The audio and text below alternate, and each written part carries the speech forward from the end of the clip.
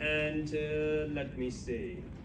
Oh, the school actually, you need to ask them, or maybe check what is the HKDSC average score, or maybe you can actually look for statistics for the past 3 to 4 years, like how their students have performed in HKDSC.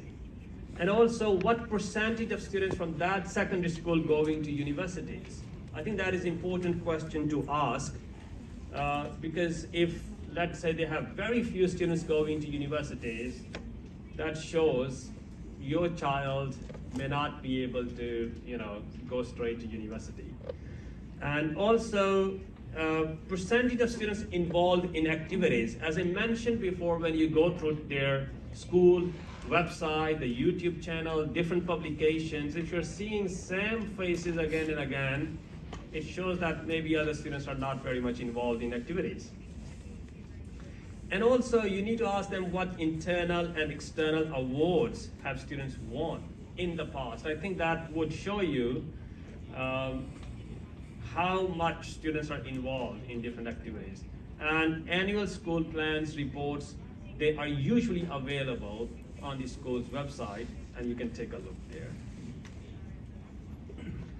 Some other considerations, you can look at the vision and mission and what are the core values, whether these values, are in line with your values, and also what electives are offered, facilities, because if your child is maybe interested in one kind of support and they don't have facilities for that kind of support, maybe that may not be a fit for your child. And also, how is discipline handled? The staff, the teachers at school, are they easily approachable? Or maybe you've been calling them for 1 week and there is no response. So whether they interact with students. I think these things are important, because if your child doesn't feel at home at school, or not really welcomed by teachers, maybe they won't like that environment. If they're not happy in that environment, maybe they won't be very much inclined in terms of their studies.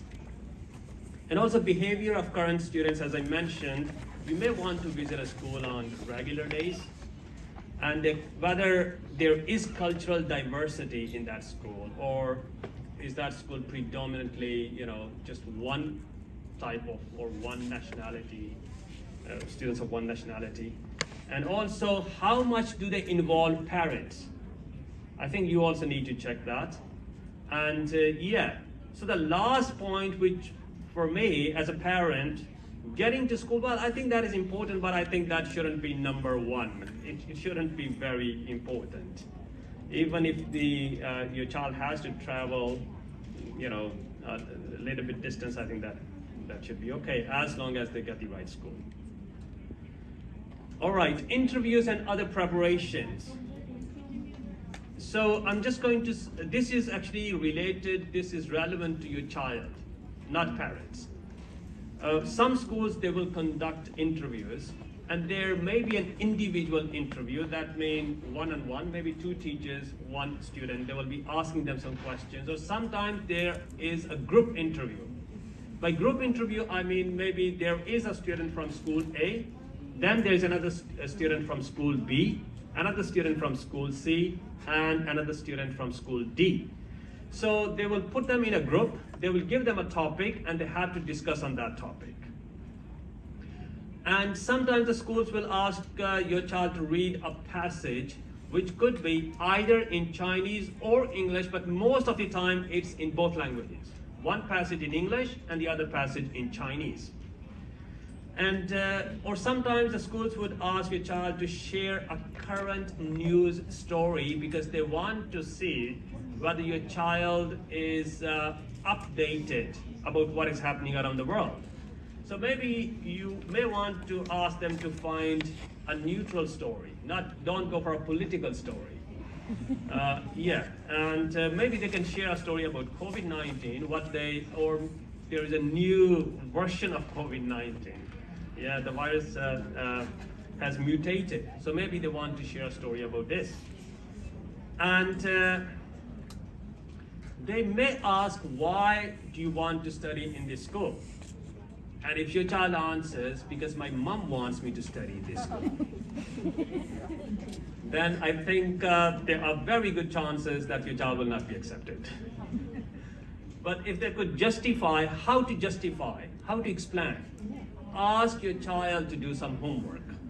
Now we have this concept in Hong Kong and I think worldwide, we call this self-directed learning. What is self-directed learning? It's basically students learning on their own, doing some research. And also because we want to make them lifelong learners. I am a teacher, Ms. Chang is our principal, we are still learning. And I believe most of us are learning. Learning never stops.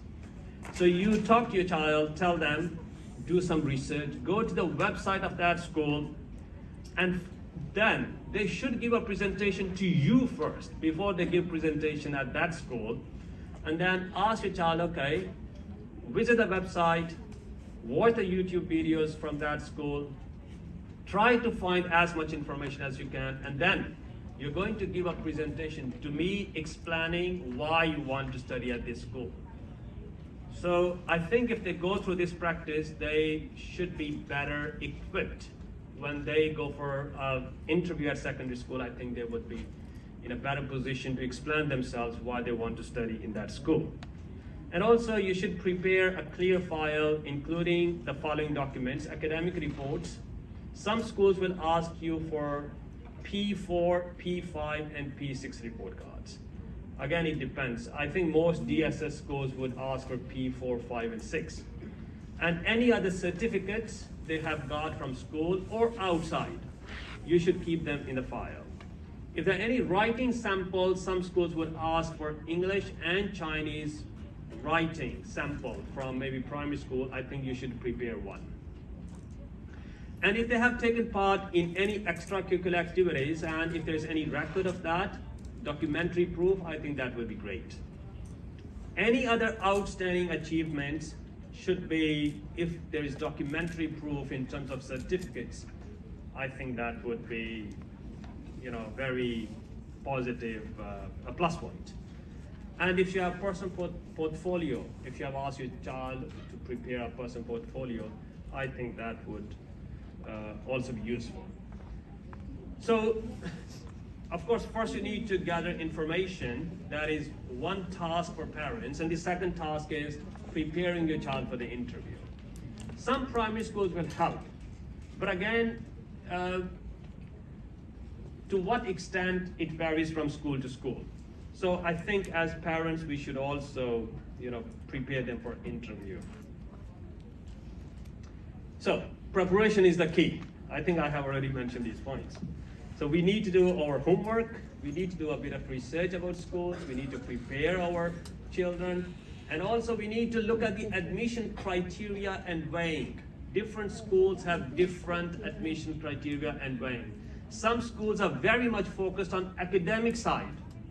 Other schools are maybe, they will divide certain percentages allocated to academic, certain percentages allocated to their involvement in extracurricular activities, and also how they perform during interview. So it varies from school to school. And also, you may actually ask your child and maybe ask yourself, why do you want to choose this school? What sets this school apart from other schools? Why this particular school? Why? I think this question should be answered by your child. They should be prepared in case they're asked in the interview. Sometimes teachers do ask, during the interview, why this school? Why not other schools? And also, one more thing I forgot to mention before. Sometimes they would ask them, okay, have you read a book recently? Can you tell me about the book you have read? Because they want to see whether this student likes reading or not. So I think they should read at least 2 books. Well, my recommendation as a teacher, try to make your child read a book every day. But at least before the interview, they should have read a few books, maybe fiction and non-fiction. And they should know the author, they should know the title, they should be able to give a quick summary what is written in that book. Yeah, and yeah, brushing up presentation, interview skills, and also the way they express, your child expresses his or her opinion, agreement, disagreement. In a group discussion, it's important when they express their disagreement, make sure they do it in a polite manner. Yeah, and also they need to back it up why they disagree with the other person. So these are some of the tips regarding interview, and also overall information about secondary school education. Yes, thank you.